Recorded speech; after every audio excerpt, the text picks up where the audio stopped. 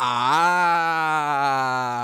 we are live. Welcome back to Takes by Fans. We got a great show for you today. As always, we are live every single day at noon Eastern. If you want to watch live, head over to takesbyfans.com/watch. If you want to watch but not live, head over to our YouTube channel, Takes by Fans. We post all of our shows and clips of the show there on a daily basis. And if you just want to listen, we are on podcasting apps, Spotify, Apple Podcasts, Google Podcasts, Radio. So however you want to watch or listen, we've got you covered multiple ways.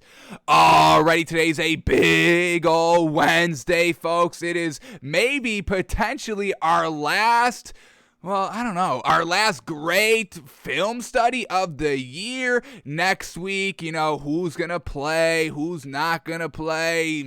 Half the teams in the league don't have anything to play for. Are we going to get great content to watch on Wednesday?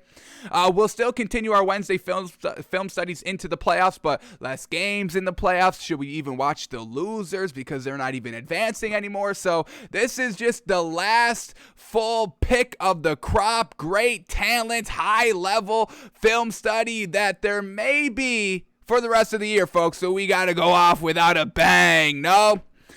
So today we are going to be looking at matchups from the Bucs and Jets, Chiefs, Bengals, Falcons, Bills, Texans, 49ers, Cardinals, Cowboys. There are a couple more I do want to get to throughout the week, but y'all know Game Pass is trash, which brings us to our weekly airing of grievances of how trash NFL Game Pass has been this entire year. And it just doesn't make any sense. Last year, it was so good. On time, footage on time, every single week. The website wasn't constantly refreshing itself. So, now we lose our plays. So we can't just take timestamp plays and have them open in another window, because as soon as we click off that window, it will reload and go back to the start of that 2.5-3 hour video that I was pulling plays from. So it's just all trash this year, folks. Last year was fantastic. I could go back all the way to 2014 and watch any play I wanted from any game I wanted. You can't even go back to 2020 to do that. So plays aren't up on the Colts matchup.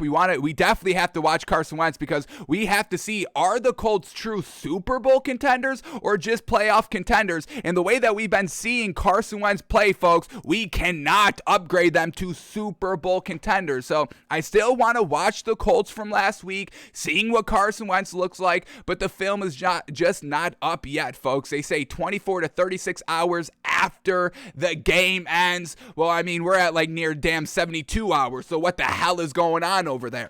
So once again, Game Pass is trash, but we make do with what we have. So we've still got 5 great film studies to watch, folks. We're not watching garbage because it's out there. We're still getting high level where we can, make a lot of judgments in teams and players overall. So we still got a great show is the overall point of that. So we've got that today, and then classically our NBA Daily 10. So let's leave the negative in the past. Yeah, no more thinking about the trash of Game Pass. Let's move forward, and let's start breaking down the NBA, where we made a little bit of money last night, folks. We had one bet going, and it hit, folks. We saw the value. We took it back-to-back nights with fantastic value. We're going to see if we can go 3 days in a row. But let's get 10 minutes on the clock here. Here it is. There we go. Alrighty. Next 10 minutes of uninterrupted basketball talk of what just happened yesterday in the NBA. 10 minutes on the clock, and the 10 minutes start right now. Alrighty. Just a handful of games on in the NBA last night. We had one great bet going, folks, and we hit it. So we'll talk all that through. But let's start at the first game of the night, the Grizzlies at the Cavs. And this was a game we were thinking about breaking our rule of never betting back-to-back games, but this one was close. Grizzlies get the win 110-106 over the Cavs, and I want to believe it was Grizzlies +2, -2.5. So either way, whatever the line was, it was close overall. So I am glad that we still stayed away from the game. But shout out to the Grizzlies, folks. This is a really great team. We just bet them 2 days ago, and it was fantastic. +6.5 over the Nets, folks. We knew that was great value. But Grizzlies get the win 110-106 over the Cavs. Ja Morant still doing his thing. 26 points, 6 assists, 5 rebounds. Steven Adams only 7 points, but those 11 big old boards. Fantastic. And then Jaren Jackson Jr., 22 big old points. And look at this great bench production. Brandon Clark, 13 points, 9 rebounds. Tyus Jones, 12 points. And Zaire Williams, 10 points as well off the bench. This Grizzlies team is deep. Ja Morant is playing loosey-goosey free ball out here, not beholden to a ball-dominant big of Valanciunas, and this Grizzlies team is absolutely rocking, folks. Absolutely rocking. 4th seed in the Western Conference at 25-14.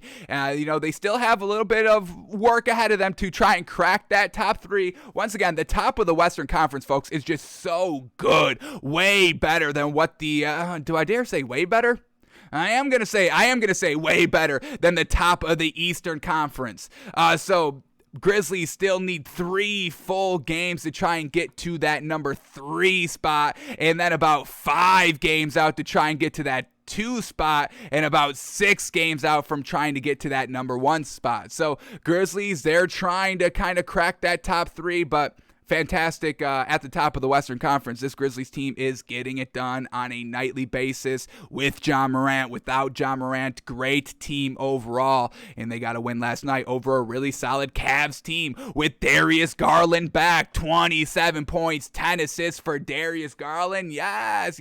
He wasn't efficient last night. He took 26 shots, shot 34%. But I'll take those 27 points and 10 assists all day, every day.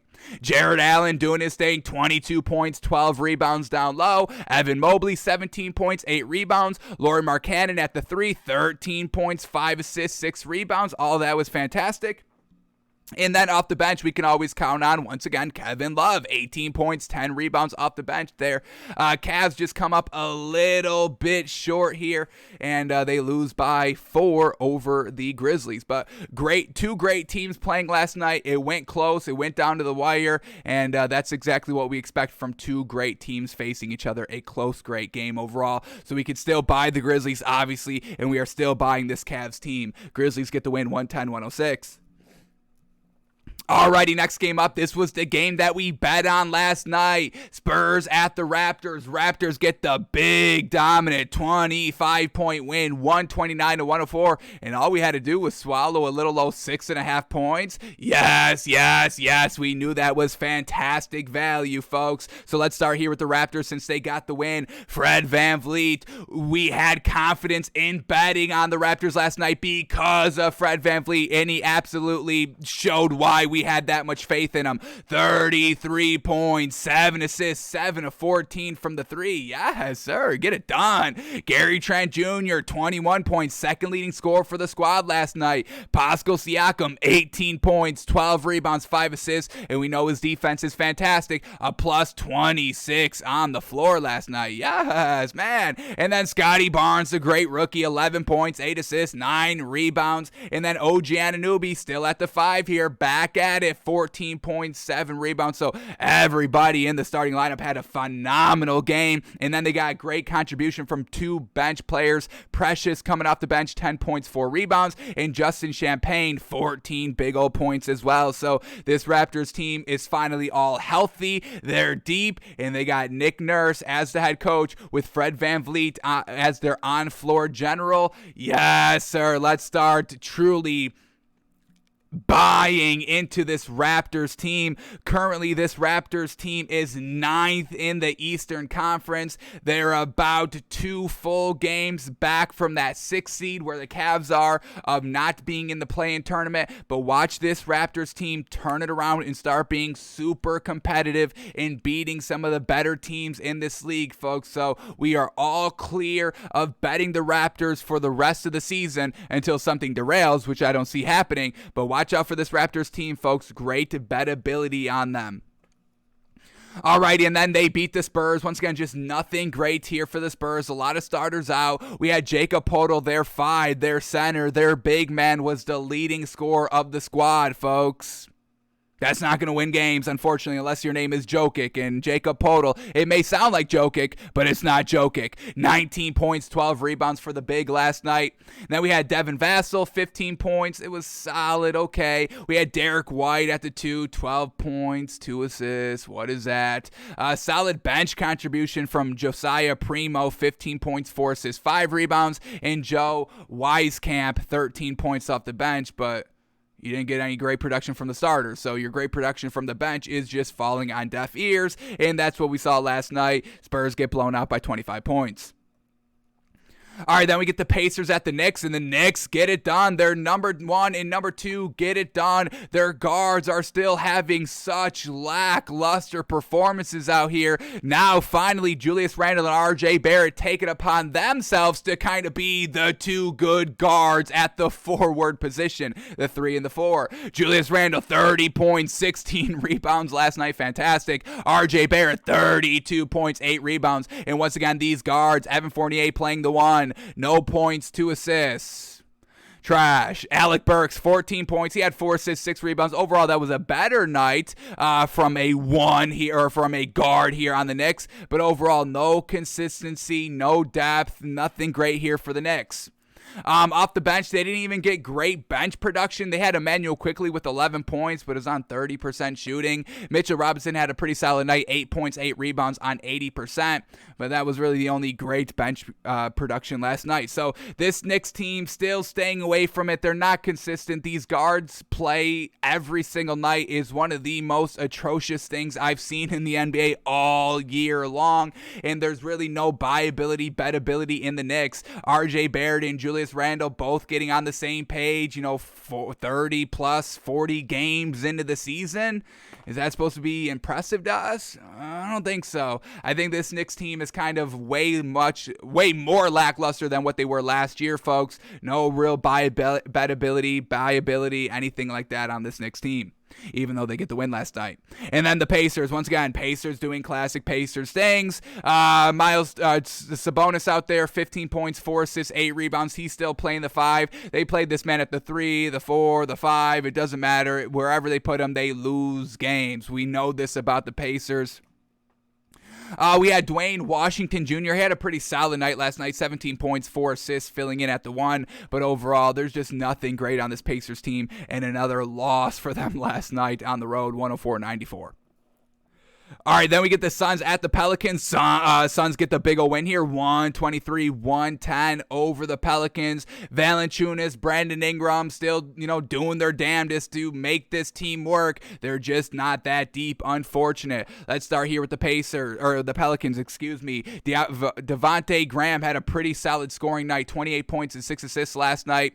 Valanciunas, 25 points, 16 rebounds. And then Brandon Ingram, 16 points, 5 assists, 6 rebounds, but that was really all the great production. Nothing great off the bench. The highest bench scores were Jackson Hayes, 5 points off the bench, and Nickeil Alexander-Walker, also 5 points off the bench here, but they need Zion back desperately. We don't even know a timetable for Zion coming back. Will he even play this year? But Valanciunas, man, oh man, I feel a little sorry for the man on, big old playoff contender team, Grizzlies last season, and they just get rid of him. Grizzlies continue to win and look really good, where Valanciunas is on this Pelicans team being the number 1 option, and not even a chance to make the playoffs, really. Where do we got this Pelicans team in the rankings? Man, oh man, 14th seed in the Western Conference. They are about 4 games back from being that 10th seed of getting in the play-in tournament, but I mean, they're going to have some consistency on this team if they want to try and get into that top 10 to get into that play-in tournament to try and make the playoffs. Alrighty, then the Suns last night. Chris Paul, 11 points, 15 assists. Fantastic.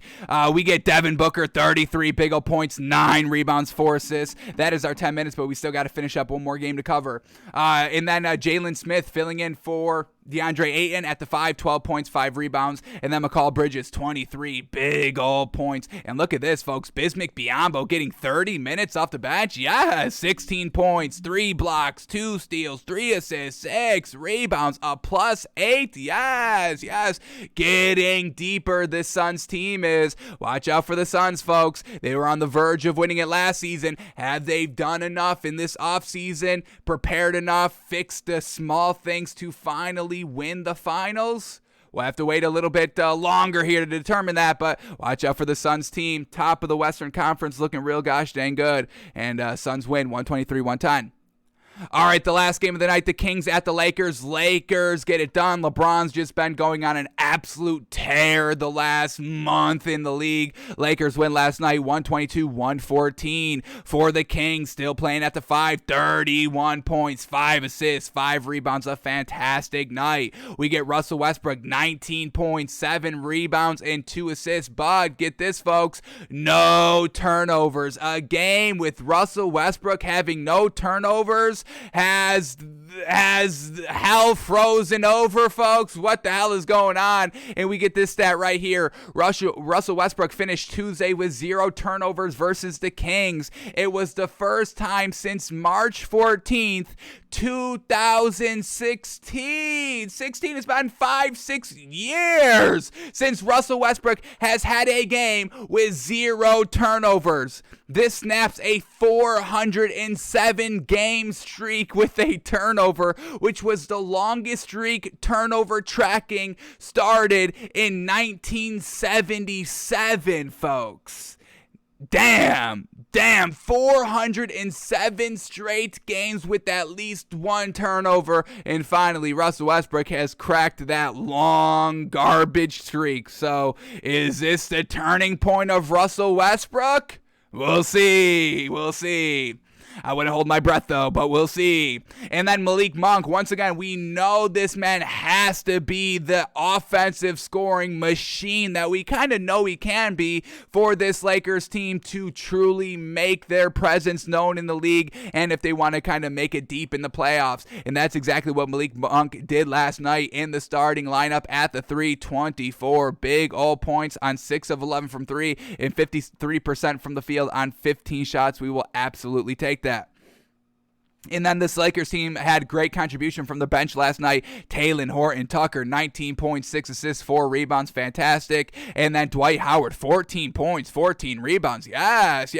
Is this the reemergence of Dwight Howard? Remember last year, Dwight Howard on that 76ers team, fantastic, coming off the bench, just being that nice role big that they needed. And then when he got to this Lakers team early on in the season, he was having nothing really great, but a nice, great night last night, playing 21 minutes off the bench. 14 points, 14 rebounds. So we'll see if Dwight Howard can maybe keep this level of play up. Same thing with Malik Monk. Same thing with Russell Westbrook with all these turnovers. So we'll see how the Lakers fare moving forward. But another great win with the King going manic.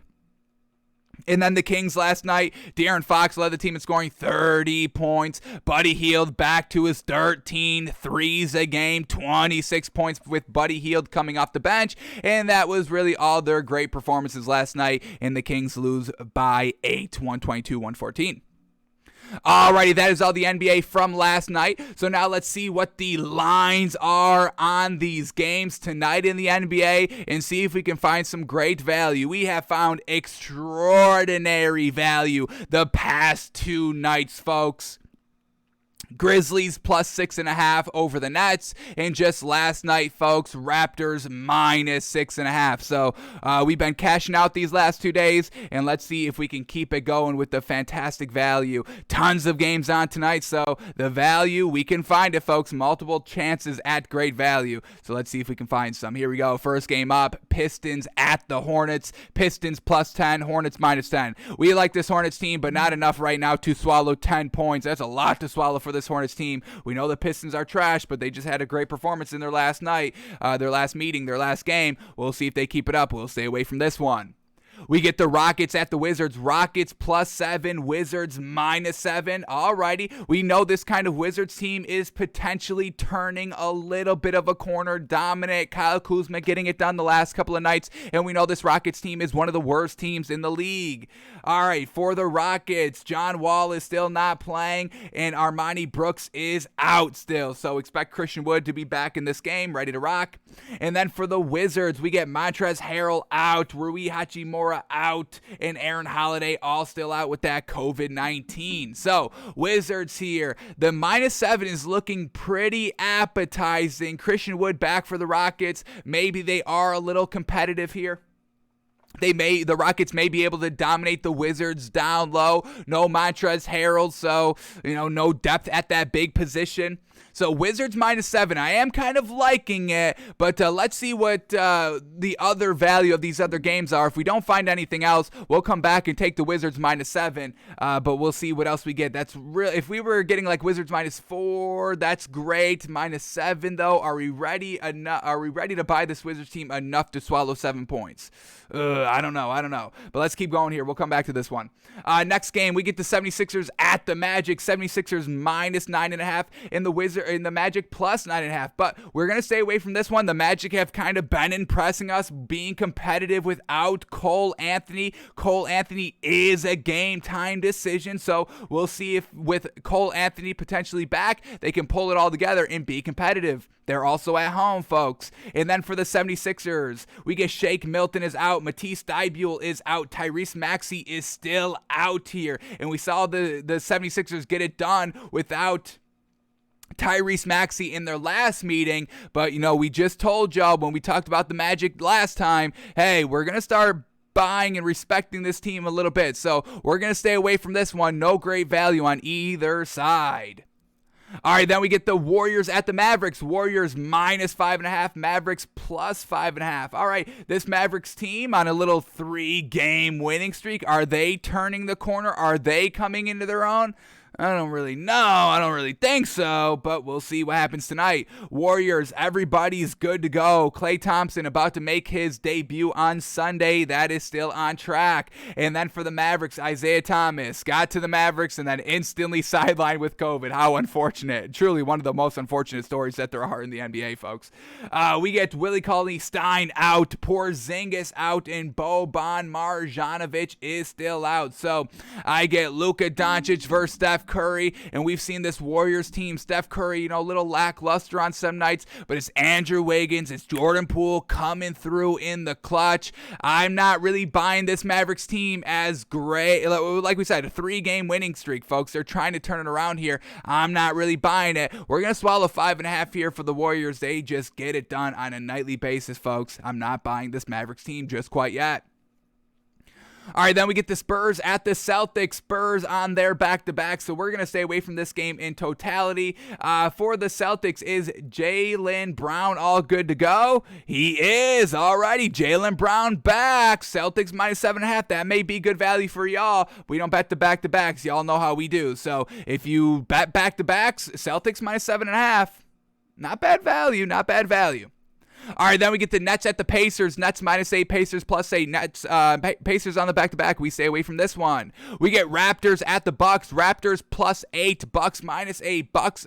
Raptors on the back-to-back. We're going to stay away from this one as well. Bucs, Raptors +8. Is this good value if you bet the back-to-back? Everybody's good to go for the Raptors in the back-to-back. And then for the Bucs, Brook Lopez is out, Pat Connaughton is out, and Grayson Allen is out, which is probably a good thing for Grayson Allen. Retool, re-get right. We need you back out there and having some nice performances offensively here. Maybe a night, 2 nights, 3 nights off might be good for Grayson Allen.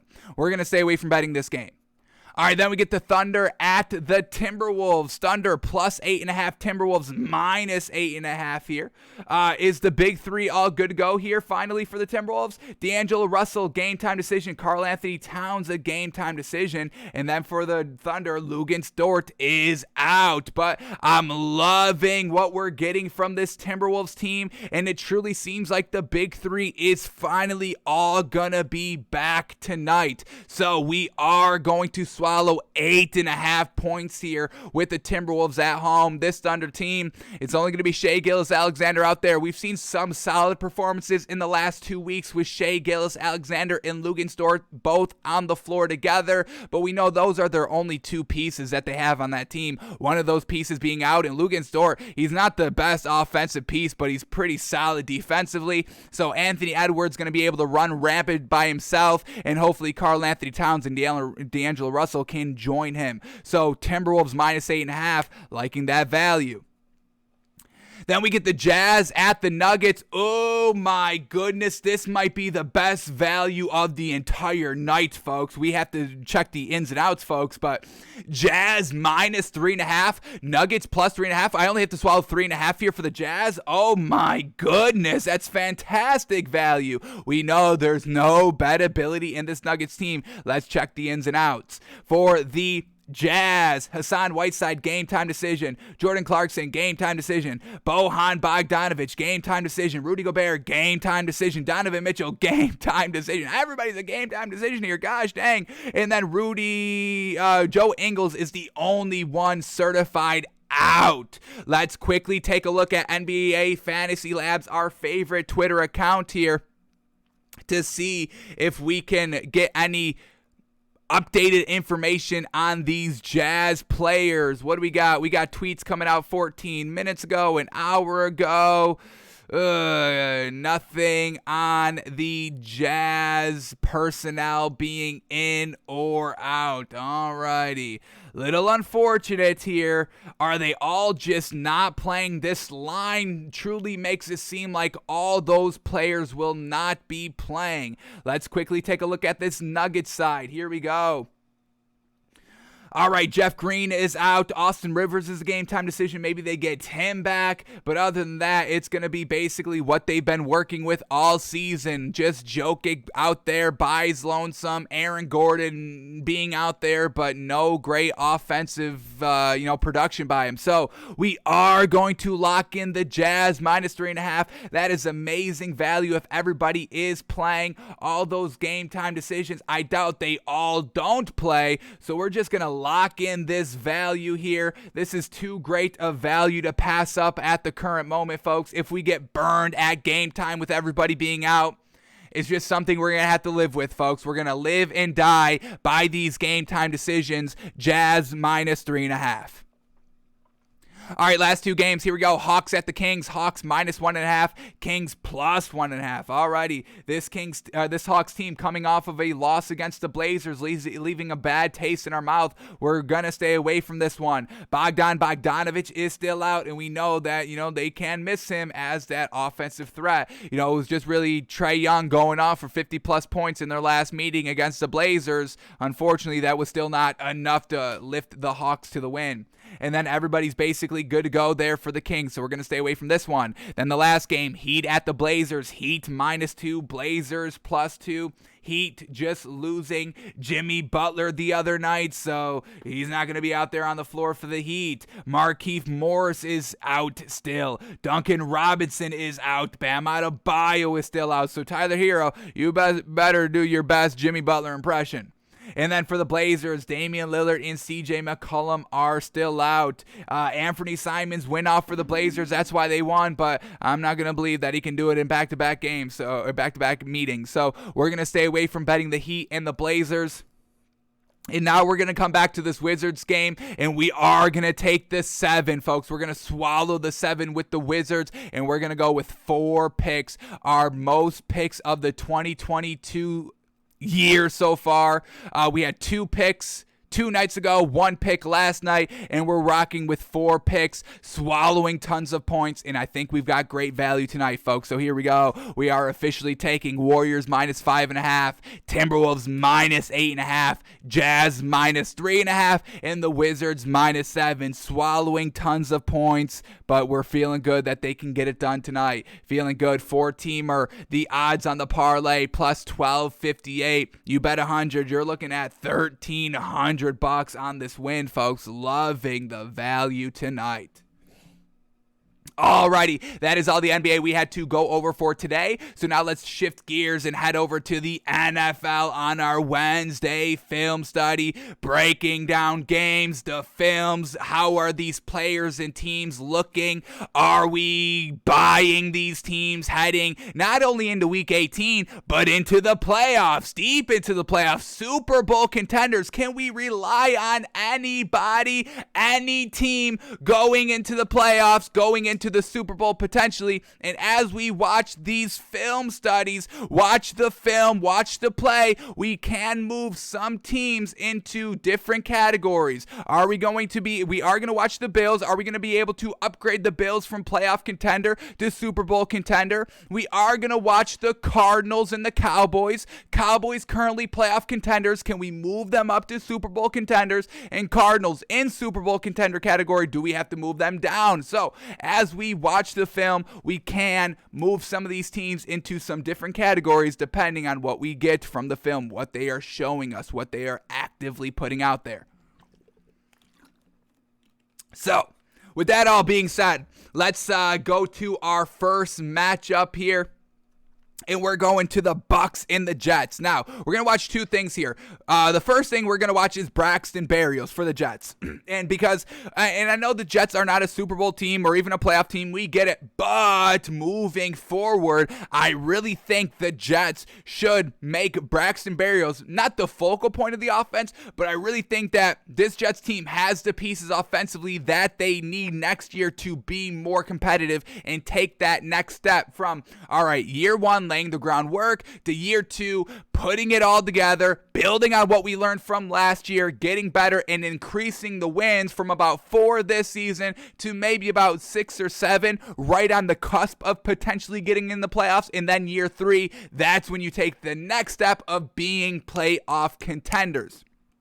So I want to watch Braxton Berrios. This man has been absolutely killing it the last 3 weeks. He is classified as a wide receiver, but a little bit of a gadget guy, a little bit of smaller guy, faster speed. He can do a lot, and you've already got Corey Davis. Hopefully you can lock him up for 1 more year. Hopefully he can stay healthy for all of next year. And with Zach Wilson being athletic as he is, able to escape out of the pocket, buy time with his legs, utilize his legs. Didn't he just 2 games ago, last game, didn't he rush for like 80 yards on like 4 plays? I know the one play was like 60, 70 yards. That kind of got him the bulk of it. But, we know he does have some nice legs to utilize. So I do kind of want to watch Braxton Berrios just to kind of get a sense of the direction I want to see this Jets offense move into next year if they want to continue getting better.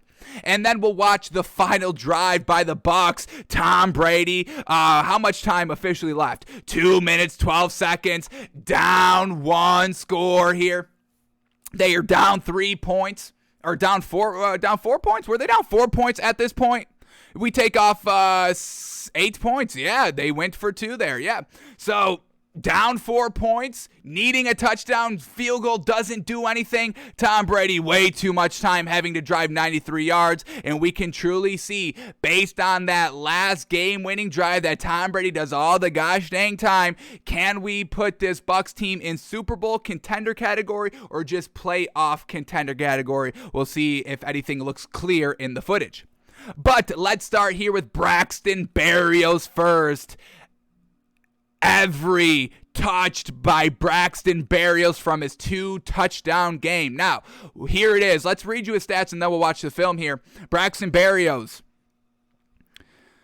2 rushes for 12 yards for a touchdown, so he can rush the ball. And in the receiving game, which is obviously what he is, a receiver, led the team in receiving yards last week. 8 catches for 65 yards, 1 touchdown, 12 targets. The most targeted wide receiver by a mile. So it seems like the Jets are kind of already developing their offense to use next year. Like I said, these last 3 games, Braxton Berrios has been absolutely off the chains, off the charts, getting it done, returning kickoffs for touchdowns, getting it done in the receiving game, getting it done in the rushing game. He's their true kind kind of gadget player that teams do need. You can't just have two wide receivers that are deep threats. Look at the Chargers, Mike Williams and Keenan Allen. I mean, Justin Herbert's one of the best quarterbacks in the league currently, folks, and he just has two great receivers, no real gadget slot guy, anything like that. And we see this Chargers team be a little bit up and down, inconsistent this entire year. Chiefs have Tyreek Hill, who's not a really gadget guy per se, but he is that nice speedster that you need on the team, and Braxton Berrios can definitely be that for the Jets. So here we go. Nice little 2-minute highlight tape by Braxton Berrios. Let's see what this man is looking like, his speed and all that. And let's see what we can maybe, or what we should expect this Jets offense to look like next year. So here we go. Braxton Berrios, folks, wide receiver for the Jets. First play, wide receiver screen, and it goes big, folks, in the red zone.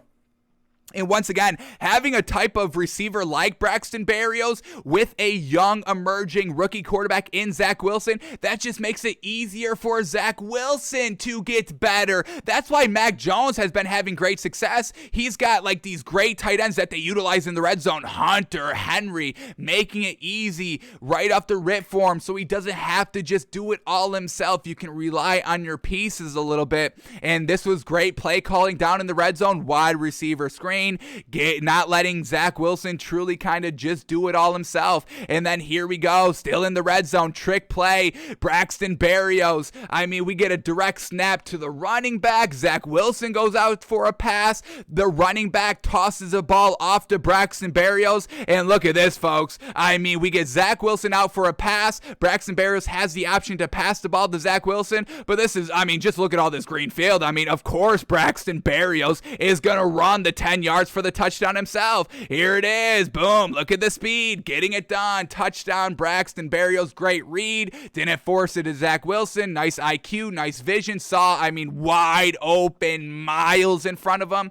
And he takes it in for the touchdown in the red zone. Now here we go. Tie game 7-7. Zach Wilson at the 40-yard line. Dumps it down to Braxton Berrios on 3rd and 7 and picks up the first down. Yes, sir. Utilizing his speed and his size. He's a smaller guy, able to cut, and then look at this play on 3rd and 4 in the red zone. You dump it off to Braxton Berrios. Watch this play right here. Here we go. Zach Wilson. This is just an out route to the right sideline by Braxton Berrios. Catches the ball and then immediately turns upfield. And once again, his speed and size. Look at that defender right on him, but he's still able to stay in bounds right on the sideline and get into the end zone for the touchdown. Braxton Berrios getting it done. And look at him. He's just a small guy. Nothing big here. Look at the lineman truly towering over him. Let's get Braxton Berrios' official size here. Here we go. I think he's like 5'7", folks. Not who the hell is Jose Berrios? No. We're going Braxton Berrios. Maybe because I spelled his name Berrios. That's his brother, Berrios. All right. Braxton Berrios, career stats. Here we go. I want to say he's about 5'7", maybe 5'8" at the max. Oh, and he's 5'9", a little bit taller than we thought. All right, grew overnight. Braxton Berrios at 5'9". All right. Here we go. Let's continue with the highlights here. What else do you got for us? Braxton Berrios. What do you got? Great touchdown right there. And this was a great throw by Zach Wilson. I mean, throwing it from the left hash all the way to the right sideline while being accurate as heck. I mean, Zach Wilson has shown some great glimpses this year, and he just needs to put it all together for a game, for a stretch of games and all like that, for this Jets team to really be big-time contenders for next year. I really think this Jets team has the potential to take a giant step next year, to kind of truly skip over that kind of second year step in a rebuild where year one, like we said, you lay the groundwork. Year two, you start to take the next step, building off what you did next year. And then year three, you try to go for the playoffs. I think the Jets could potentially skip that entire second year step and go from building the groundwork to competing for the playoffs next year.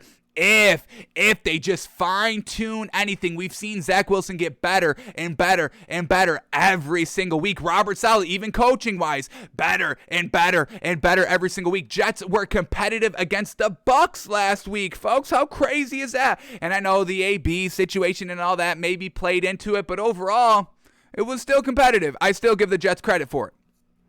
Let's continue here with Braxton Berrios. What else does he got for us? We still got a whole nother minute to go. Man, oh man, we've already seen the 2 touchdowns in the first minute. What are these next 2 minutes? Are they as good? Let's keep it up here in the second quarter. Braxton Berrios, once again, a wide receiver screen, getting him out into space. 10 yards, building up Zach Wilson in the first phase of the game, the first half of the game here. Zach Wilson touch pass to Braxton Berrios on an end around 3rd and 1, picks up the first down.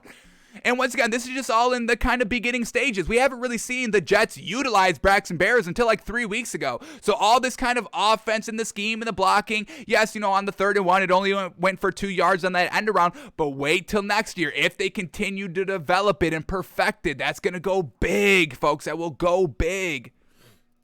Here we go in the second half now. Braxton Berrios. Boom. What a great catch. Defender draped all over him. And what a shot by Zach Wilson to fit and sling this ball into it. Holy moly. Tight coverage. Defender all over him, folks. But somehow Zach Wilson gets it to him. And somehow Braxton Berrios is able to hold on to the ball. I wish we got the replay from the back angle, but we don't. Unfortunately, we don't have the all-22 here.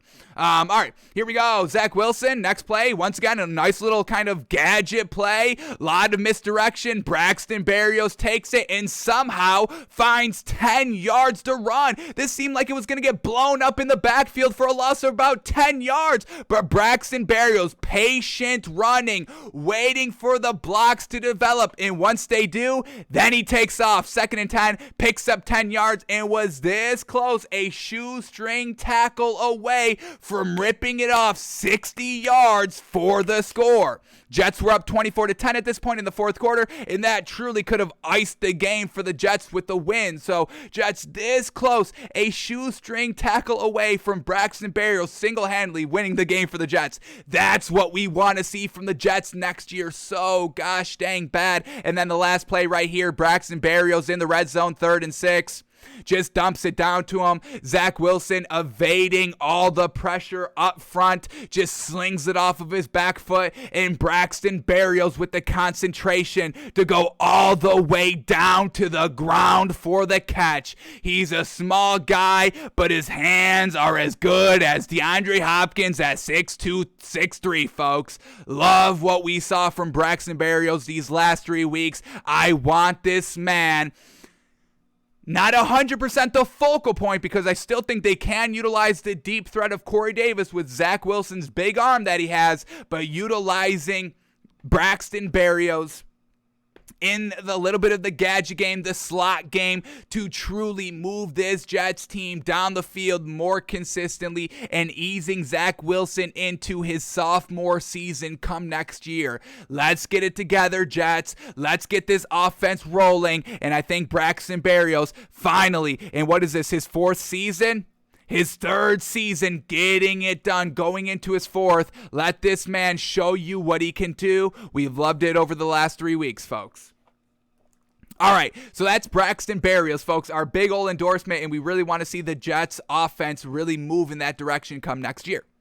All right, but before we move off of this matchup, let's watch the GOAT. Let's watch the GOAT do GOAT things over here, folks. And let's watch Tom Brady on this game-winning, a little bit of walk-off fashion touchdown drive. But first, before we get to that, let's go to the 4th down play, because Robert Saleh was aggressive here. Right play, wrong play. Unfortunately, it was the wrong play in hindsight, but we know these coaches, these offensive coaches, love going for it on 4th down, and the Jets try to do that this week. Here we go. Let's set the scene. Jets up 4 points, 24-20. 2 minutes and 17 seconds left. 4th and 2 at the Bucs 8-yard line, and they decide to go for it. Kicking a field goal, you go up 7 points. Now you force the Bucs to go down and get the touchdown. They probably don't go for 2, and you're going into overtime with Braxton Berrios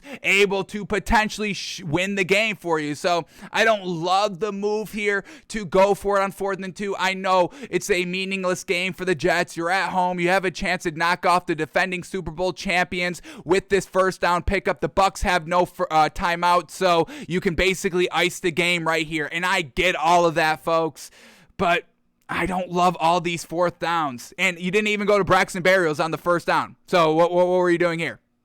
You motion like you are going to give it to Braxton Berrios on an end around, but Zach Wilson keeps it on a QB sneak on 4th and 2. Come on, Zach Wilson wasn't winning you this game at this point. It was Braxton Berrios, and you don't give him the ball? See, this is what we mean. Come on, Jets, you're right there on the doorstep of being a great offense, but then you make boneheaded plays like this. Why are you having Zach Wilson QB sneak on 4th and 2? Maybe 4th and 1, 4th and inches, yeah, let Zach Wilson go for it, but on 4th and 2, you're 2 yards away. What are you thinking? Zach Wilson's not that beefy. He's not that big. He's athletic, but he's not beefy, folks. So I don't love the call there by the Jets. And then once again, you just give Tom Brady all this momentum. Oh, you try to ice me out. You try to not even let me on the field to go down and win or tie the game. Okay, well, let me put the nail in the coffin for you. Since you already did it yourself by going for it on 4th and 2, let me give that nail in the coffin one more extra big ol' boom, one more big old swing on that nail right here. So here we go. Tom Brady leaving him 2 minutes and 12 seconds on the clock here. Only down 4, needs a touchdown. We've seen Tom Brady in this situation. So here we go, folks. Having to drive 93 yards. Here we go. Tom Brady, first throw. Nice little drive starter. Crossing route for only about 8 yards. Alrighty. Brings us to the 2-minute warning. Once again, no timeouts here for this Bucs team, having to do it all inbounds with Tom Brady. So here we go. 2 minutes, down 4 at the Jets' 15-yard line. Dinks it down again, picks up the first down. Alrighty, everybody moving up. Everybody in the up-tempo, getting up to the line. Here we go, Tom Brady, cool as a cucumber like always. Here we go, dropping back to pass, plenty of time to throw. Nice little out route, or a nice little comeback route on the right sideline, but it's dropped on an incompletion. Dang, dang, dang. How can Tom Brady overcome it? Once again, no Antonio Brown. This man quit earlier in the game. All right, another dink route for only 5 yards. Getting up to the line. Once again, no timeouts. Everybody's getting to the line. Once again, Tom Brady, cool as a cucumber, delivering the message, delivering the play. And here we go on 3rd and 4. Tom Brady, perfect protection, slings it down. The Jets are just letting them get that kind of 5, 6, 7 yard dink down routes. Once again, everybody up to the line. Nobody going on their Chase Claypool and kind of, pointing first down and all that, wasting time. Now with the minute left at the Jets 30-yard line, Tom Brady fires it deep and just overthrows wide receiver number 18. Unfortunate. Johnson. All these receivers for the Bucs now. No Mike Evans. No, Mike Evans, I believe, is still in the game. But Antonio Brown isn't. Chris Godwin wasn't in this game and all that. So Tom Brady with not a full complement of wide receivers on a 2-minute drive here. 40. Was this complete? Did I skip a play? What the hell happened here? Tom Brady goes deep. Oh, did we skip a play? I must have skipped a play. All right, here we go.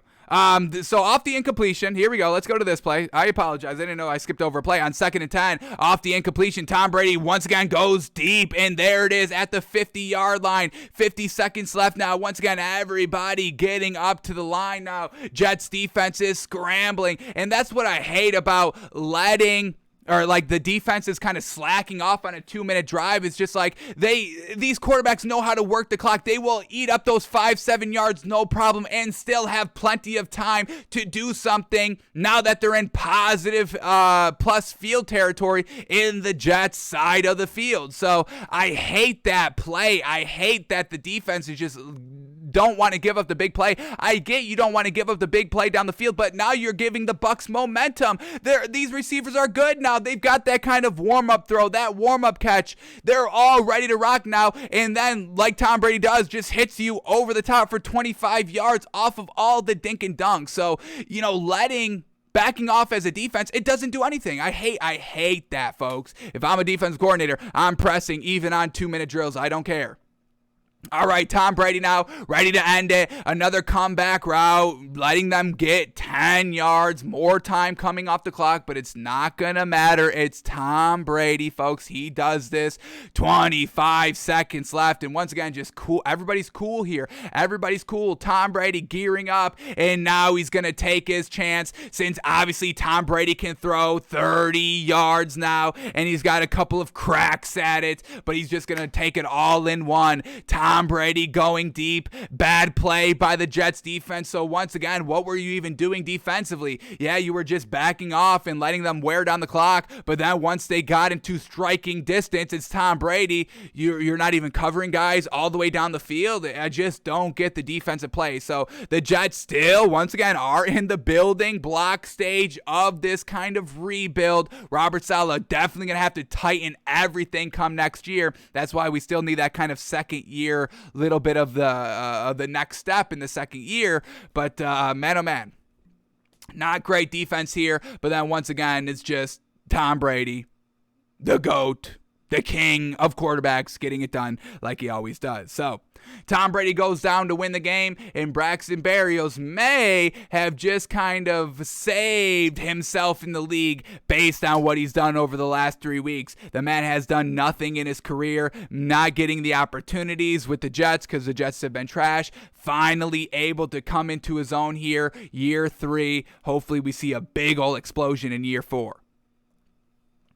Alrighty, let's go to our next matchup here to watch, and we're going to the Chiefs and the Bengals, and obviously we got to watch Joe Burrow. That man was absolutely magnificent last week. We watched the film on it, 525 yards, and looking back at it, maybe I was a little disrespectful to, well, I guess I was this entire week where we were a little disrespectful to Joe Burrow and the Bengals, seeing the Bengals +5 on the spread, kind of thinking it was a trap bet. Turns out they win. It was great value, all that. So we have been a little bit disrespecting Joe Burrow and the Bengals. So we're going to watch Joe Burrow's performance again. Let's see what these throws were looking like for 400 yards plus again. Were these throws a little bit more in tighter coverage? Was Joe Burrow slinging it perfect accuracy, giving his receivers a chance to go up and get the ball? Because we know these Bengals receivers, folks, Jamar Chase and T. Higgins,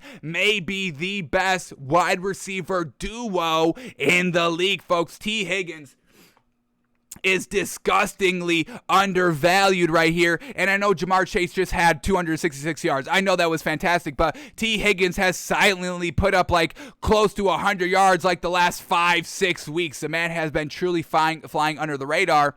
So they've got great receivers. Joe Burrow, one of the best young arms in the league right now currently. You can make the argument for best young arm in the league, and I would maybe agree, depending on what you bring in the debate.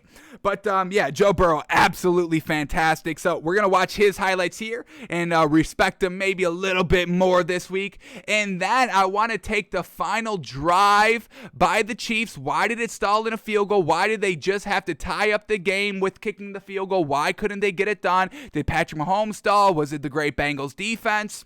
And then we'll watch kind of how the game ended. Not the greatest way to end the game for the Bengals and Zach Taylor with the 4th down calls, but we'll talk all that through. So here we go. Let's start here with Joe Burrow. Joe Burrow's highlights. Let's remind you of his stats one more time because they're just absolutely immaculate. Joe Burrow, 30 of 39, 446 yards, 4 tugs, no picks. Oh my goodness.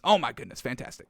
Alrighty, but here we go. Let's watch it. The stats are great. Is the film equally as great, better, worse? Let's see what Joe Burrow was looking like on this historic performance. Here we go.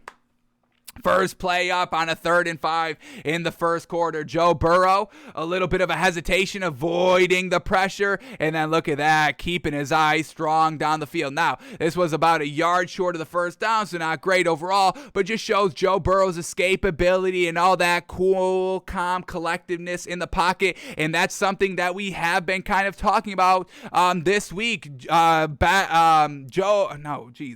Baker Mayfield, not comfortable in in the pocket, always wanting to step up and can never shake off tackles. Same thing with Tua a little bit here, but Joe Burrow has no problem. A little bit of a fake step up, then goes backwards, able to juke out the edge, the pass defenders. That Tyrann Mathieu blitzing, it wouldn't surprise me, but well done by Joe Burrow just not to go down. Yes, it's not a first down off the pass, but his escapability in the pocket, that was fantastic.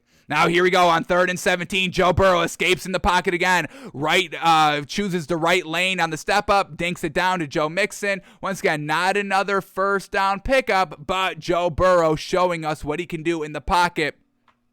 And folks, this is something that I may be talking about a lot in the offseason, but I may be done on just small quarterbacks. Baker Mayfield, Tua not getting it done in the clutchest of games, where we get Joe Burrow, I want to say, what is he, 6'4"? Where we get Baker Mayfield like 6 foot, Tua like 6 foot, and Drew Brees is kind of the one to blame for all these short quarterbacks getting the nod, getting the look, getting the draft pick, because obviously Drew Brees is one of the best quarterbacks of all time. But, he is the outlier. He is the exception. Like Tom Brady is the exception to every quarterback rule we have. Drew Brees may be the exception to the rule of small quarterbacks. So Baker Mayfield, small, Tua, small. I think I'm just done with small quarterbacks. Josh Allen, big and beefy. Justin Herbert, big. Joe Burrow, big, tall. Let's get his official height. I want to say he's 6'4". I'm almost certain he's 6'4". What do we got by Joe Burrow? 6'4". Same thing. Josh Allen, Justin Herbert, all around 6'4", 6'6", folks. So I think I may be done with the small quarterbacks. I'm this close of just exiling all small quarterbacks. I won't even talk about small quarterbacks next season. And we've been defending Tua, but I can't defend the size anymore, folks. Let's quickly talk. Let's go over these quarterbacks in the playoff picture as of this moment. Let's see who the smallest, shortest quarterback is. We get Ryan Tannehill, the number 1 seed in the AFC. Who would have thought? And once again, Ryan Tannehill is not the best passer in the league, folks. He's a game manager, but his size, when there's a small quarterback back there, the defense just wants to blitz and overwhelm them, get their hands up. Hey, shorty, can't look over me. I'm a big old beefy defensive lineman with my hands up. Oh, can you see? Oh, can't see. So I'm done. I think I'm about like one more week out, folks. I'm about one more week off from truly swearing off short quarterbacks. I will never buy into another short quarterback as long as I live, folks. And I got, knock on wood, I think I got another 60, 70 years on me. So that's a long time of swearing off short quarterbacks. But here we go, Ryan Tannehill. And I don't even care that this is cutting into our film study. I don't care. This is how done I am, folks. Ryan Tannehill. Here we go. I want to say this man is like 6'4" as well. 6'3", a little bit of maybe smaller than Joe Burrow. No, 6'4". Same thing like Joe Burrow, folks. All right, who else do we get? The Chiefs. Patrick Mahomes. 6'4". Again, here we go. Let's get his height up here. Patrick Mahomes, 6'3", a little bit shorter, so it's going to be like 6'2" is the cutoff. I think we might have to make 6'2" the cutoff, but Patrick Mahomes over that cutoff of 6'3". Joe Burrow, we already looked up, 6'4". Josh Allen, I want to say is 6'6", folks. I know Justin Herbert's about 6'6" as well. Josh Allen, 6'5", 237. Man, that's the height. We get Mac Jones. What is Mac Jones? Now, Mac Jones may be like 6'1", 6'2". And once again, this one is a little bit out of the, cat's a little bit out of the bag here. We're really not sure if Mac Jones is good or not quite yet, but he's even 6'3". So it's 6'3" is the mark. 6'3" is the lowest I will ever go of buying, believing, and betting on quarterbacks. I'm done with the shorties. I'm done. What else do we get? Carson Wentz. Carson Wentz is a solid 6'3", I would say. 6'4". Let's see what we get with Carson Wentz. And Carson Wentz isn't even that good, but he's in the playoffs just because he's tall. That's all you need to do. If you're tall, you're in the playoffs. He's 6'5". This man is playing garbage at 6'5". Damn, that's disappointing, Carson. Damn. And then Justin Herbert, a healthy old 6'6". Let's double check this. I'm almost 100% certain 6'6", but we'll double check it anyway. What else do we got on Justin Herbert? Herb, 6'6", the tallest of the AFC quarterbacks. Yes. All right, now the AFC. Aaron Rodgers. We don't got to look up this, but we'll do it. Aaron Rodgers, 6'4" at least. 6'3" at least. What do we got? Aaron Rodgers officially. What do we got him listed at officially here? 6'2". Oh, Aaron Rodgers. The exception to the rule. We got a little bit of an exception. We wanted to mark it 6'3". We still might want to mark it 6'3", but Aaron Rodgers, 6'2". Oh, it's the toe injury. I forgot. The toe. He's a little shrunken. So I think this is a new updated height on Aaron Rodgers, folks. He's probably 6'3". Matthew Stafford, what do we got? Matthew Stafford's probably a solid 6'4"-ish as well. What do we got here? Or is he going to be a surprising 6'2" like Aaron Rodgers? 6'3", all righty. Tom Brady, how tall is Tom Brady? 6'3", 6'2"? What else do we got? Do we have to make an exception to the rule? Whatever Tom Brady is, Tom Brady could be 4'1". I don't give a damn. He's the greatest quarterback of all time in the exception to the rule, but he's 6'4", so we don't even have to make the exception. Dak Prescott. I think he's a solid 6'3" right here. Here we go. Nope, just got to do Dak Prescott. Here we go. Dak Prescott is 6'2".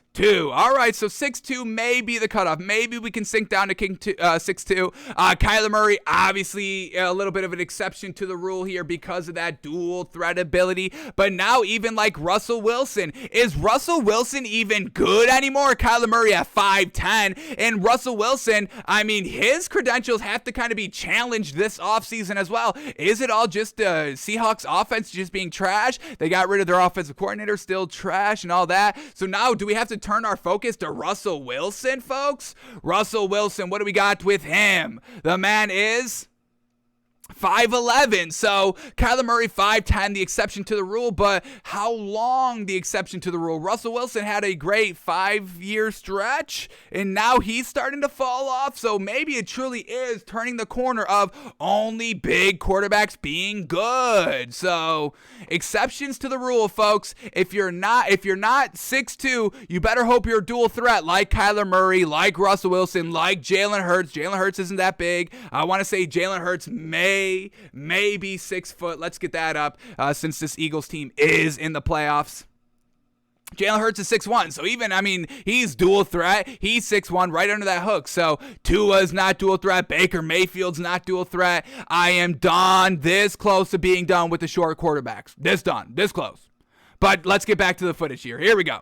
Let's get back to our main focus here, which is the film study. Got to fast forward back into this Joe Burrow highlight package. Once again, these websites here, these pages just automatically refresh on their own. Once again, NFL.com Game Pass is the worst website in NFL, or just in history. Worst product in history, worst everything in history. It's so trash. But here we go. Back to Joe Burrow, the tall 6'4" Joe Burrow getting it done. Let's see what this man can do. What else does this man have for us?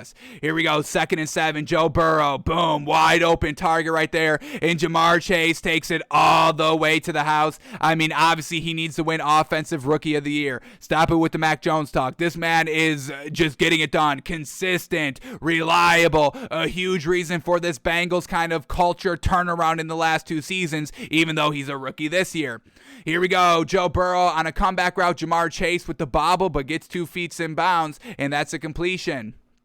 Down 21-7 here. Joe Burrow, pressure filled, but he's cool. He's cool as a cucumber. Wide open. Look at all these receivers just getting open, folks. Great offensive scheming here. Joe Burrow able to see it because he's 6'4", can see over the line to make all these deep, wide open throws. And then once he sees he has a one-on-one matchup, he throws back shoulder to Jamar Chase in the end zone. And that's what I love about Joe Burrow here the last couple of weeks. Just letting these receivers go one-on-one and get it done. T. Higgins, Jamar Chase, I would throw it up 50-50 for them every single play. I don't care. What I would call offensively is just 2 go routes on each side of the field, and I'll take my chances on the 50-50 ball. Go up and get it. These are great receivers. Here we go. I don't know what the hell this Chiefs defense was looking at here, but they all just jump on this route. Jamar Chase keeps on going, and once again, Joe Burrow on the money, reads it perfectly.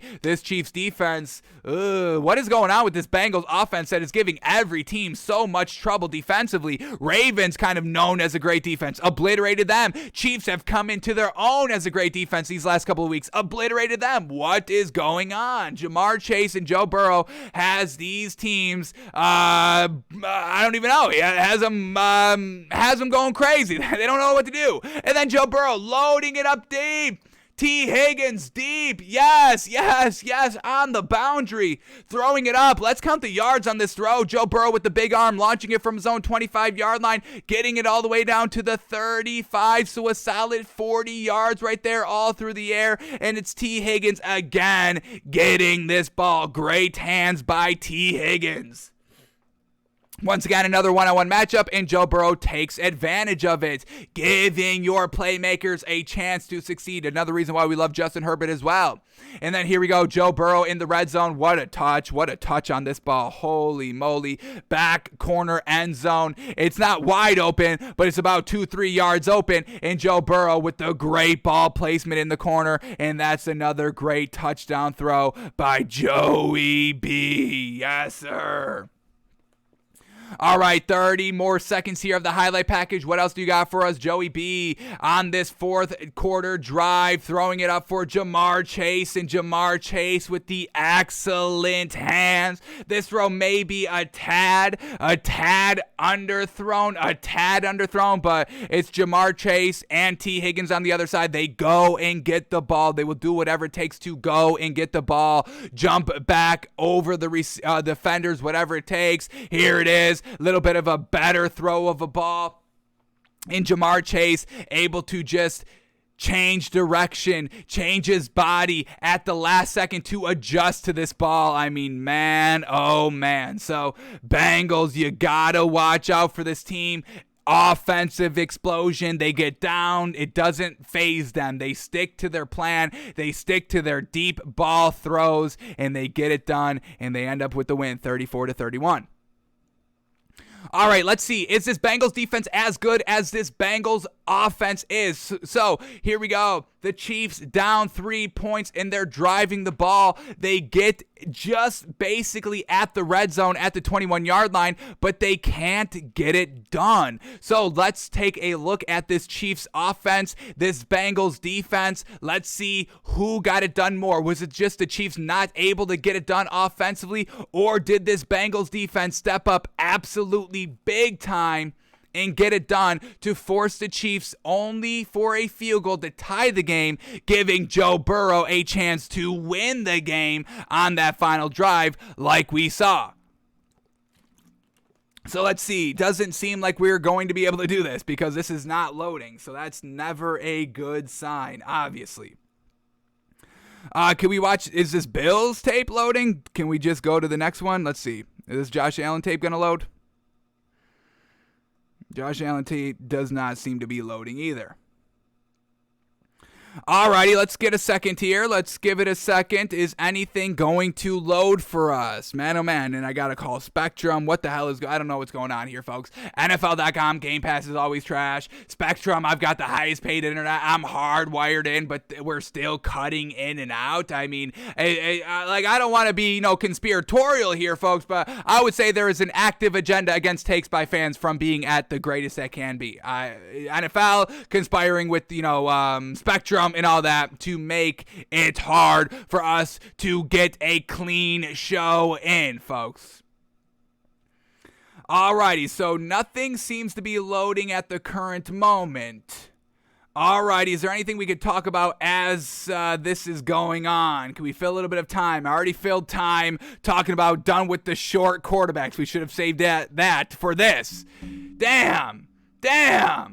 All right, can we go to Trey Lance? Is YouTube working? All right, we're going to have to skip around a little bit. So we'll come back to this Bengals film study if we have time, but let's skip to another film study that we can watch here. We're going to go 49ers at the Texans, and obviously we have to watch Trey Lance. Obviously, we're going to watch every single throw, all the plays by Trey Lance, and seeing, is this guy the real deal? Should he truly replace Jimmy Garoppolo? Can this 49ers team, who is currently in the playoffs, can they keep the playoffs with Jimmy Garoppolo? Can they get deep into the playoffs or with Trey Lance, not Jimmy Garoppolo? And can they be Super Bowl contenders just based off of Trey Lance alone? Can they do that? So we've got all the plays queued up here. Shout out to the YouTuber G Sling, who curated all these plays because NFL.com is so trash. I mean, why would you not have a highlight package of every single Trey Lance throw on his first start? What is this? It's once again, what the hell is NFL.com doing? Trash website. All right, but we are done trashing NFL.com for the week. But here we go. Trey Lance, every single play. What is this man looking like? Is there buyability, bettability, believability in Trey Lance, the rookie quarterback for the 49ers? Let's see what he's showing us. Here we go. First play up. He's just going to escape out of the pocket, roll out to the left, and pick up a couple of yards. It's 3rd and 10 here. So, would have really liked them to try and pass somewhere for this first down. He knows he's not going to be able to run it all the way for the first down. He just scoots out of bounds, 5 yards picked up out of the 10 needed. So, alrighty. Once again, we don't have the all 22 because NFL.com is still trash, folks.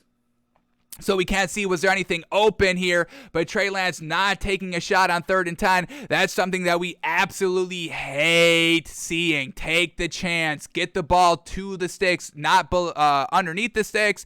Not try to utilize your legs to pick up all 10 yards when we know you're not going to be able to do that.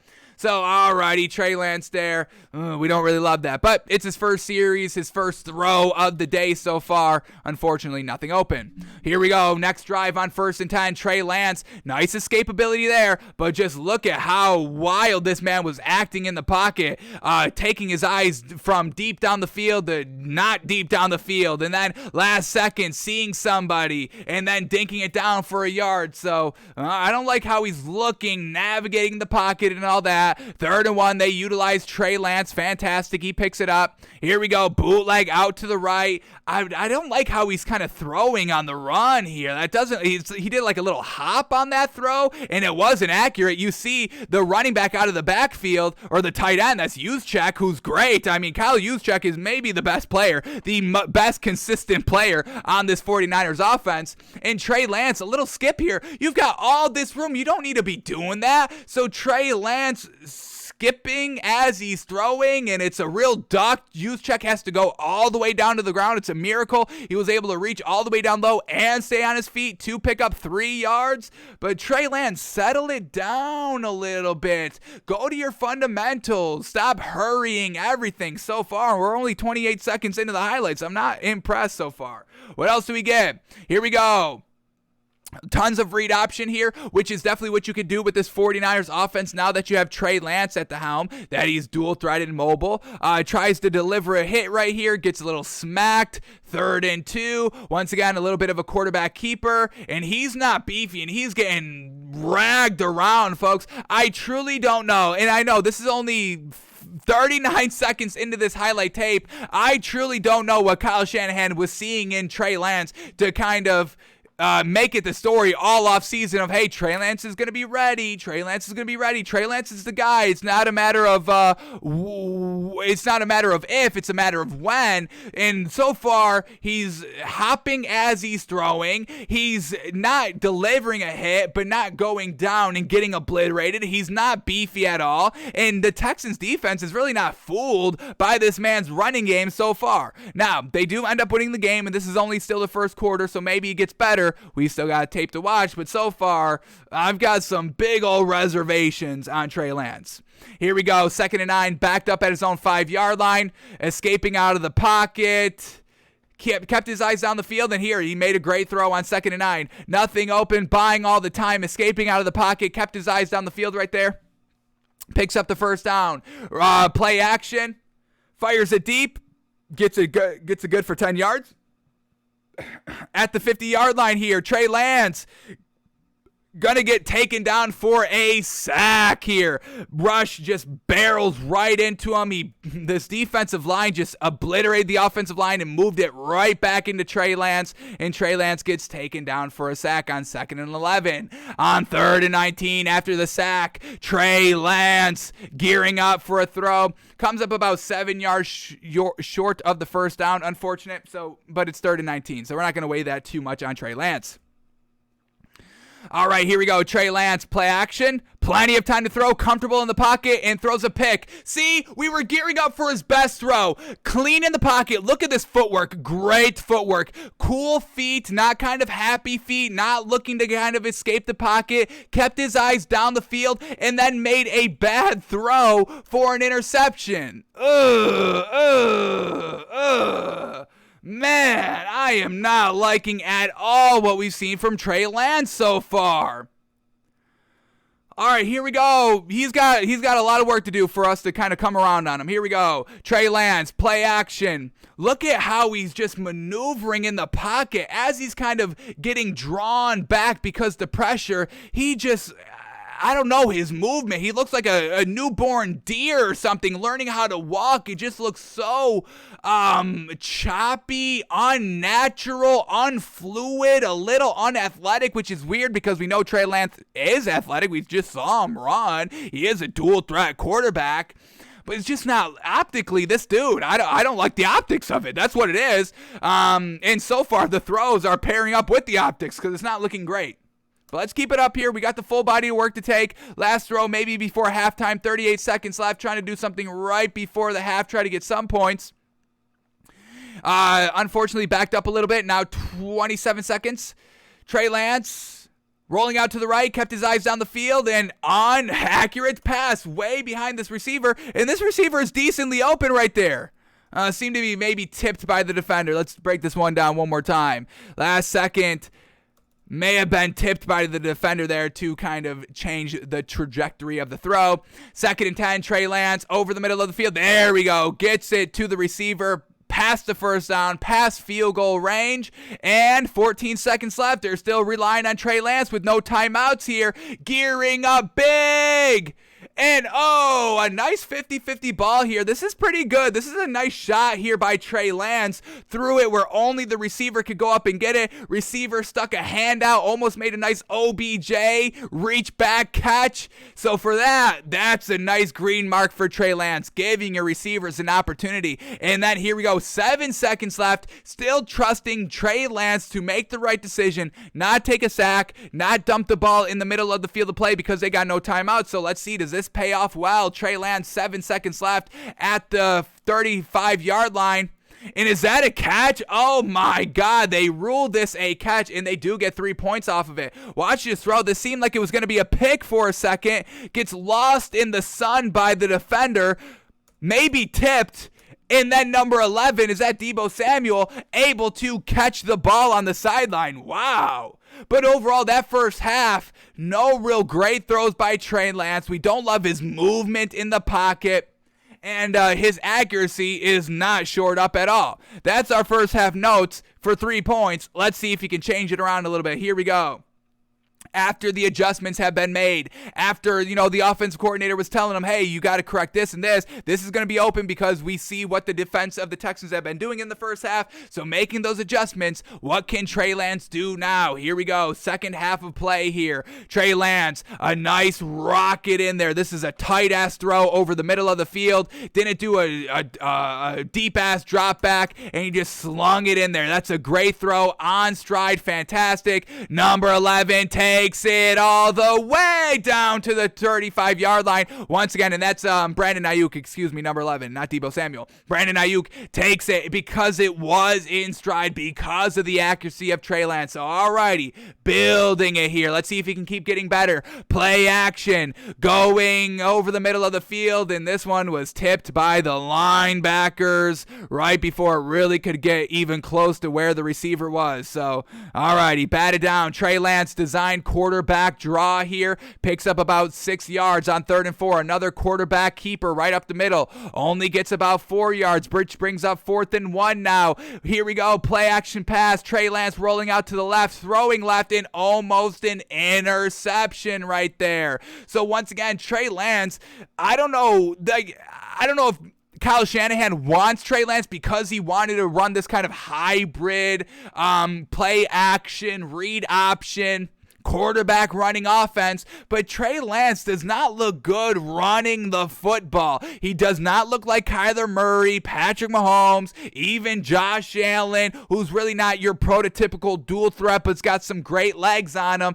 I mean, Ryan Tannehill even looks way better, way more comfortable, efficient running the football than we've seen from Trey Lance. This looks like newborn calf out here learning to walk. This does not look good.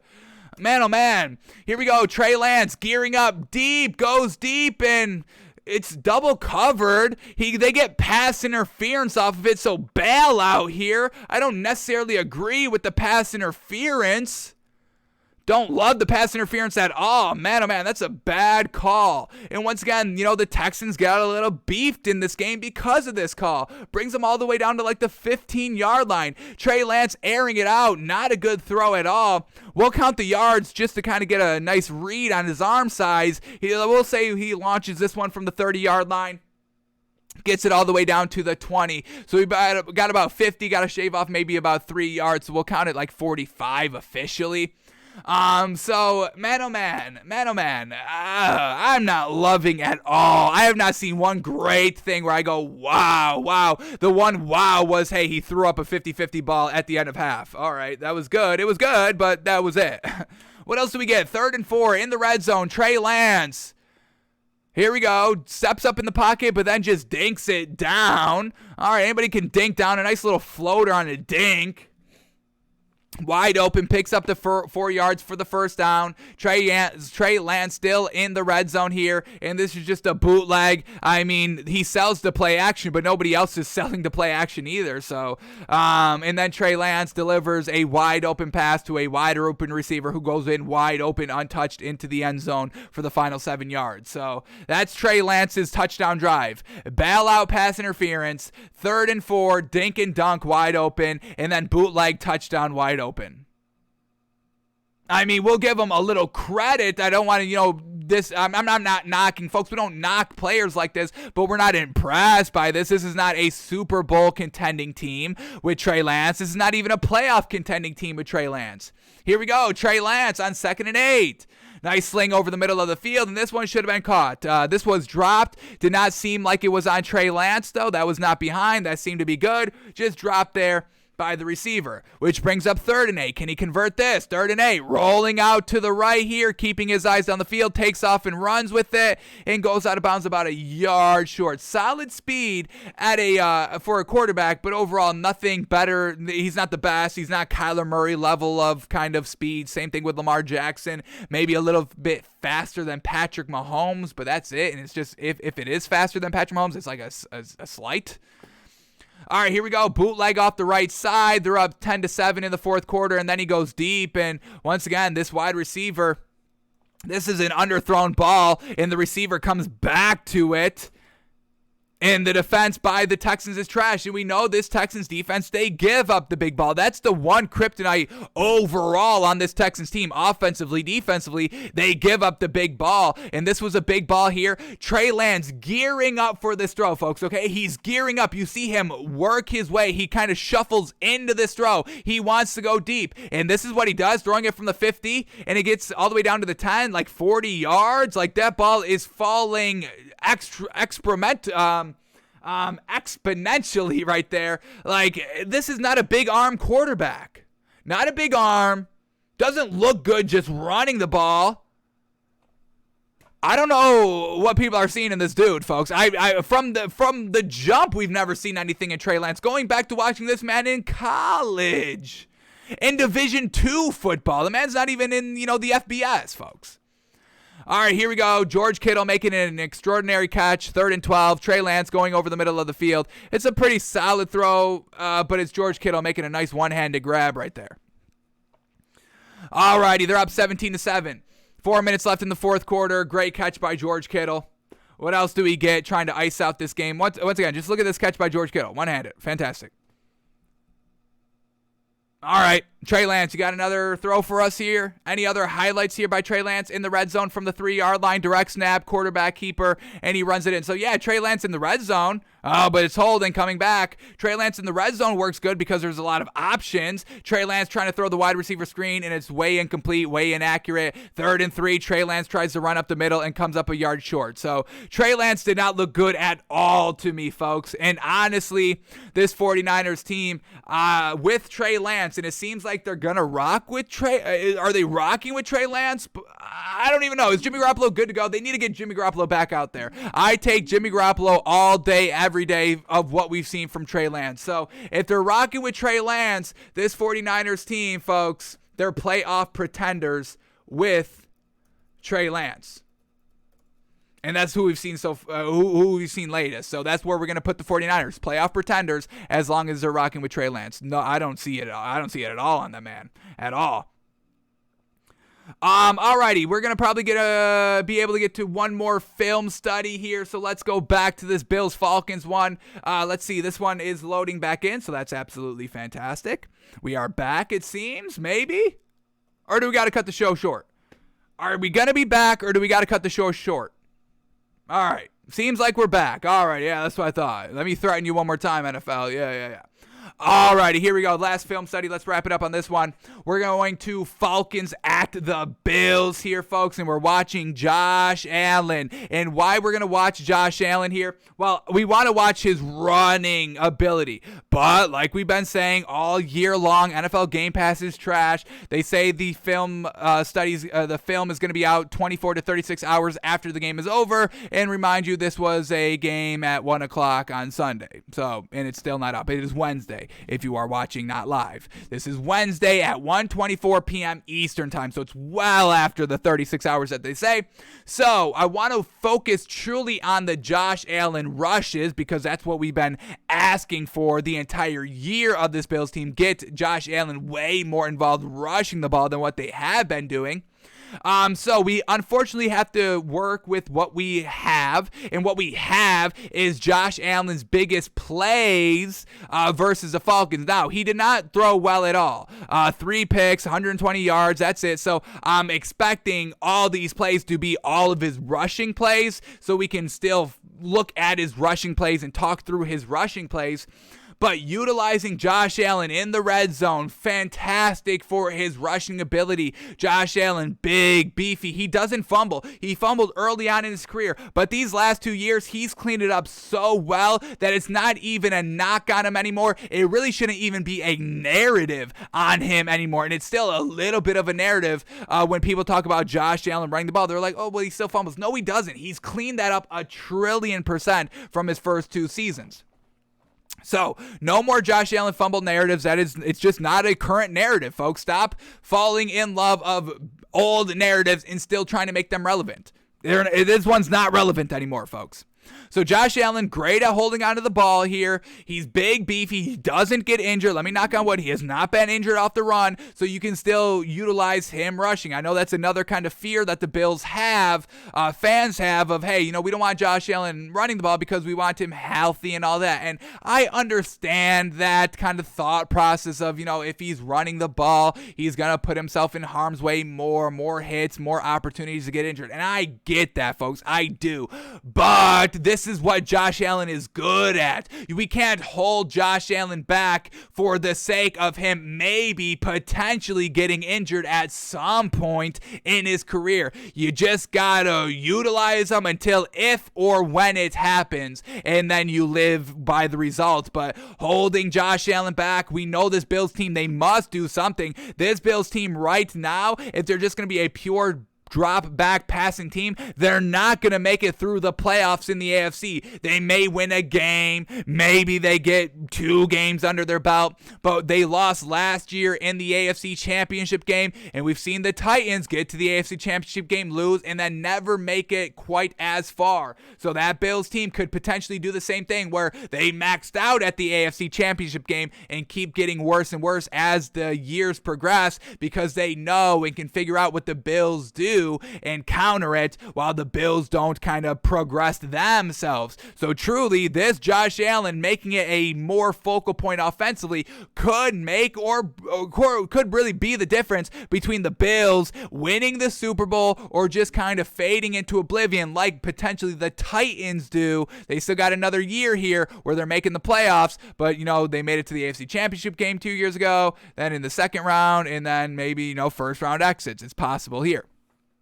So let's watch Josh Allen's biggest plays in the snow versus the Falcons and truly hone in and focus on his rushing attack. Obviously, we'll point out the great throws if there are any here. 3 interceptions last game, not the greatest. But here we go, Josh Allen. Let's see what he's getting, what he's got for us here. Here we go.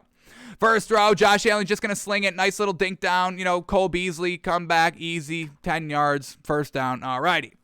Here we go. And we know Josh Allen can do that. That's never in question. Josh Allen slings it in there. Great accuracy. Gabriel Davis, first down, 10 yards. We know Josh Allen has a big arm. His arm's really never been that much in question.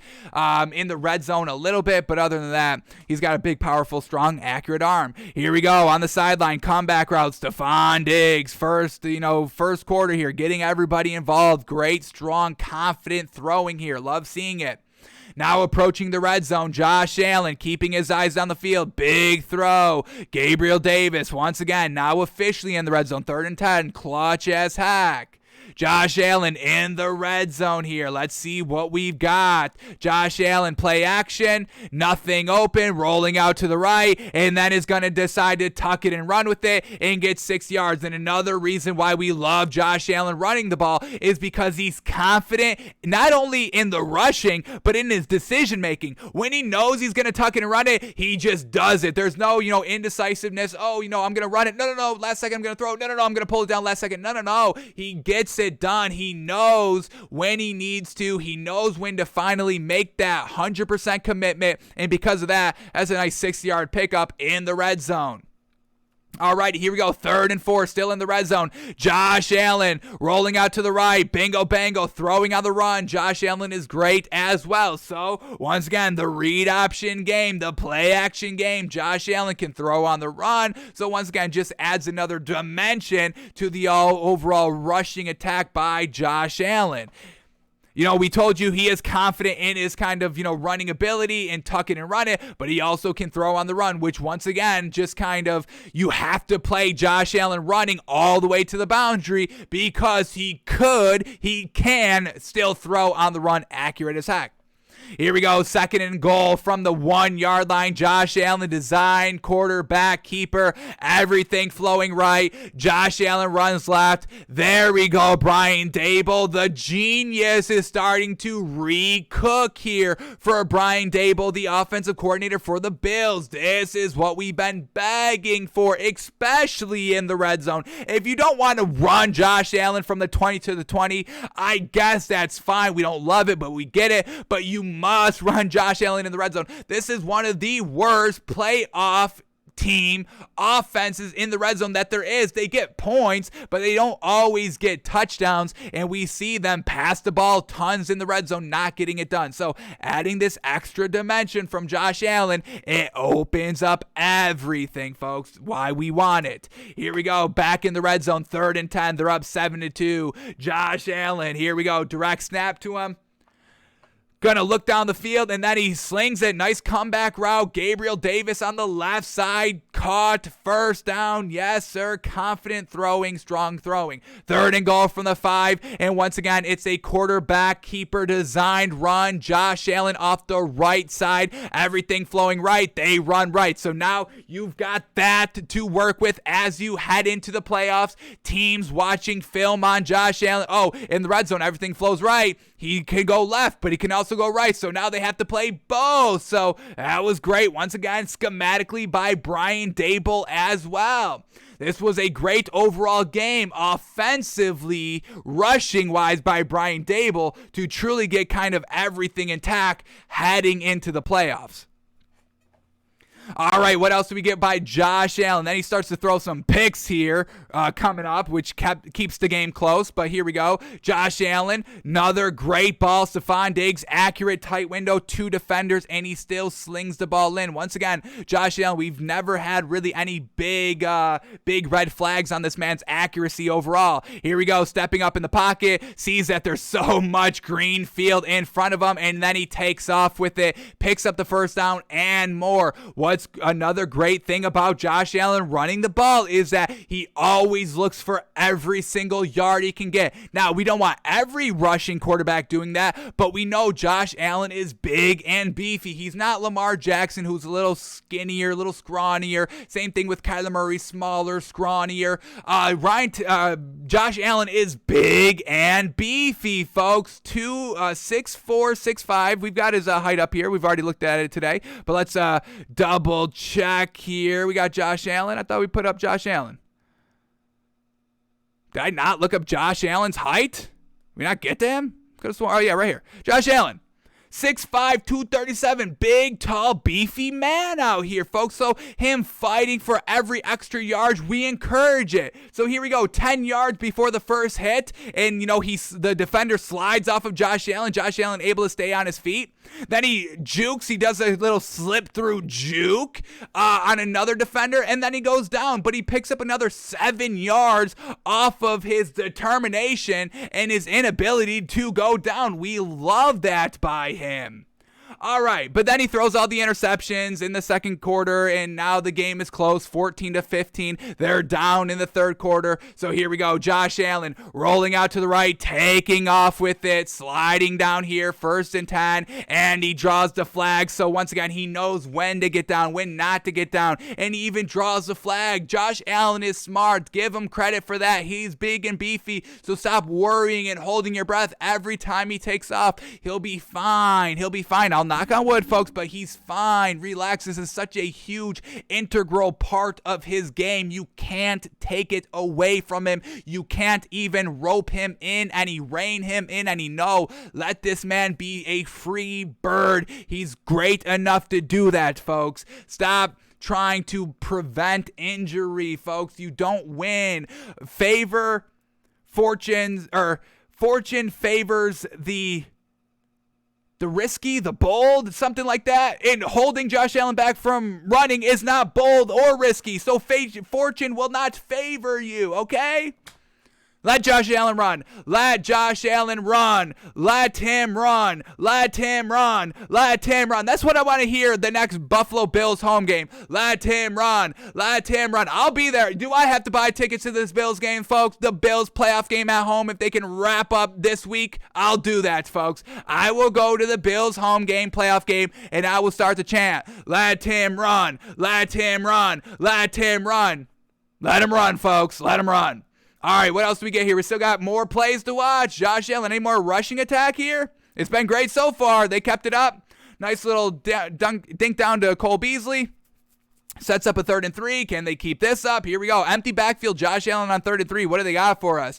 Josh Allen dropping back to back. Look at that line. So much time to throw. And he's going to decide to run with it once again confidently. And man, oh man, he didn't just get 3 yards, folks. The man got about 15 yards. Here we go. Tuck and run time. Bingo, bango. Tuck and run. 5, 10, 15 yards. Past the first down marker on 3rd and 3. Clutch, clutch, clutch, clutch. Love it. Here we go. Josh Allen in the red zone. Empty backfield design. Quarterback keeper off the rip. There's a defensive lineman. Oh my God. This entire play is great. This entire play is great. Oh, in the flex. Oh my God. This entire play is fantastic. So let's break it down frame by frame. Josh Allen gets hit in the head before he is even back at the line of scrimmage. But what does he do? Shakes it off, grabbing the quarterback's helmet, which is a penalty. Josh Allen isn't fazed by that, folks. He's big, he's beefy, he is strong. So now he finally hits the line of scrimmage.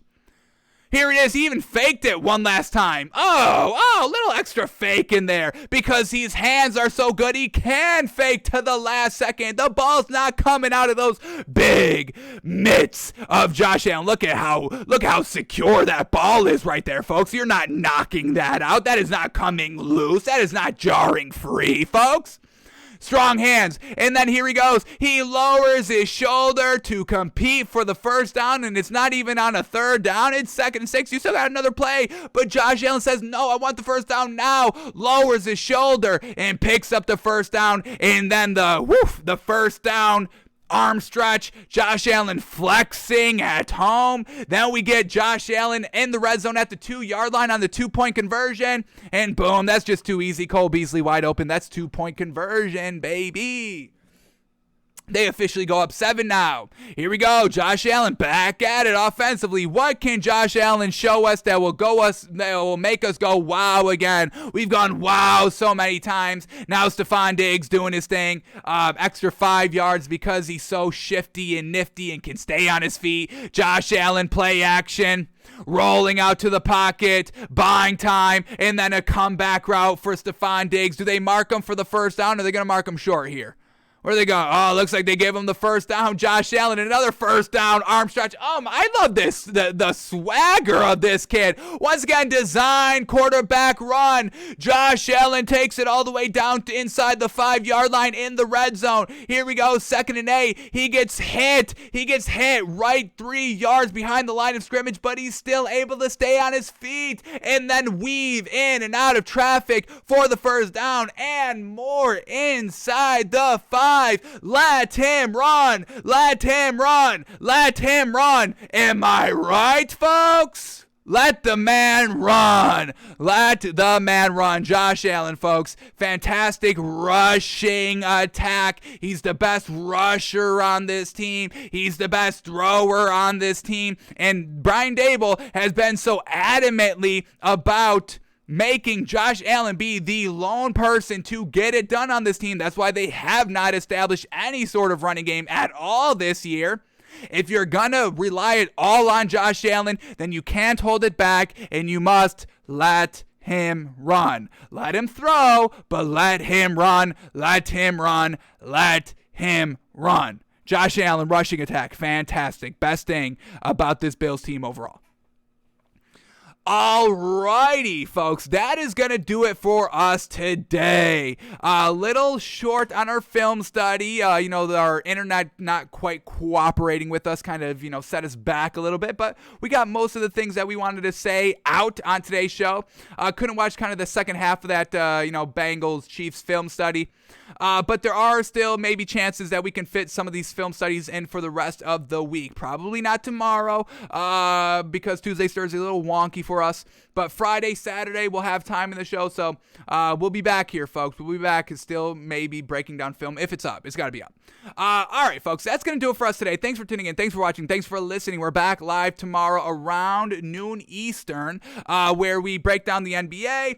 No Thursday night football this week, so we don't have to worry about that tomorrow. But we will predict and react to these Week 18 lines. Now, it may be a little bit of wonky because, who's going to be in, who's actually playing, who's starting their starters, which team has anything to play for all that. But we'll do our best to work all around that. Our last kind of prediction of a week in the NFL with every team playing. So, got to make the most of it to this week, folks. Tomorrow, around noon Eastern, folks. Going to be great. All right. Any breaking news as we were live? Oh, man. Micah Parsons on the COVID-19 list. How truly unfortunate. We get Derrick Henry back. We talked about that. We can't wait for that. Man. We put the Titans in the Super Bowl contenders just because Derrick Henry's back. So, absolutely fantastic. That's the best news of the day. Derrick Henry is back. Alrighty, folks, that seems to be it. So we are out of here. We're back live tomorrow around noon Eastern, folks. Have a great one and make some money in the NBA tonight. We got a 4-teamer going, folks. 4-teamer. We'll see if we hit. Feeling great about it. Alrighty, folks, have a great one. We will see you tomorrow.